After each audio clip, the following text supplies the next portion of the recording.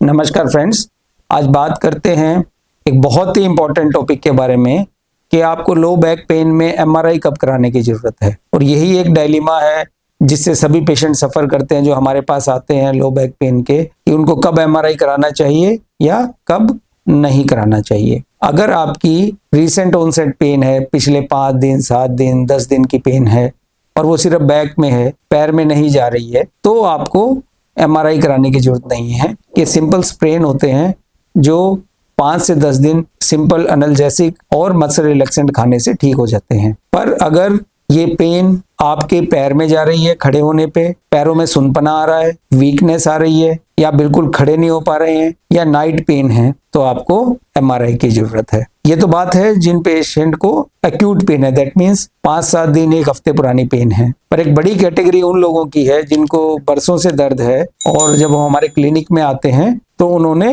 MRI नहीं करवाया होता है। तो उन लोगों को भी जानने की जरूरत है कि अगर लंबे समय से बैक पेन है तो एमआरआई कब करवाएं। पहला, अगर वो दर्द पैरों में जा रहा है, खड़े होने पे, बैठने पे, चलने पे, और पैरों में पर्टिकुलरली कमर से शुरू होके नीचे तक, जिसको शाटिका बोलते हैं, नीचे तक ट्रेवल कर रहा है और टाइम के हिसाब से आपका वॉकिंग डिस्टेंस कम हो रहा है। इसका क्या मतलब है कि पहले आप 1 किलोमीटर चल पाते थे, 2 किलोमीटर चल पाते थे, या मॉर्निंग वॉक के लिए जाते थे, अब आप 1 किलोमीटर पे रुक गए, पहले 3 किलोमीटर चल पाते थे, और धीरे धीरे टाइम के हिसाब से आपका वॉकिंग डिस्टेंस कम हो रहा है। तो इसका मतलब आपको कैनाल स्टेनोसिस हो रहा है, नर्व कंप्रेशन है, आपको एमआरआई कराने की जरूरत है। इसी तरह से अगर पेन की इंटेंसिटी बढ़ रही है और अब वो रेस्ट पे भी आपको तंग करने लगा है, तो आपको एमआरआई की जरूरत है। आपके पाँव में, हम लो बैक पेन की बात कर रहे हैं, आपके पाँव में कमजोरी आने लगी है जिसको फुट ड्रॉप बोलते हैं। मैं बड़ा हैरान होता हूं कि पेशेंट को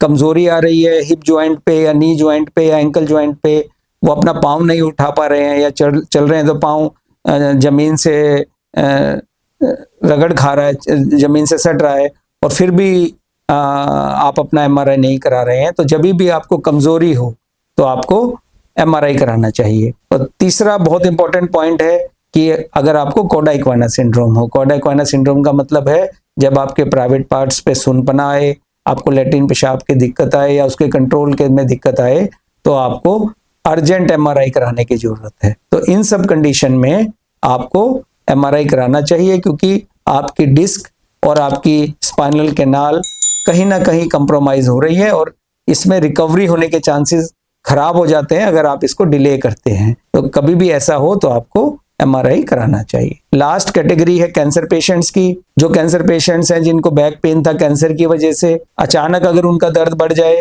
पैरों में कमजोरी आए, या अभी हमने बात करी कौड़ा इक्वाना सिंड्रोम हो, तो उनको इमीडिएट एमआरआई कराने की जरूरत पड़ती है, ताकि अगर नर्व कंप्रेस हो रही है तो इमीडिएटली कुछ इंटरवेंशन करी जा सके और उनकी नर्व इंजरी या परमानेंट डिसेबिलिटी को बचाया जा सके।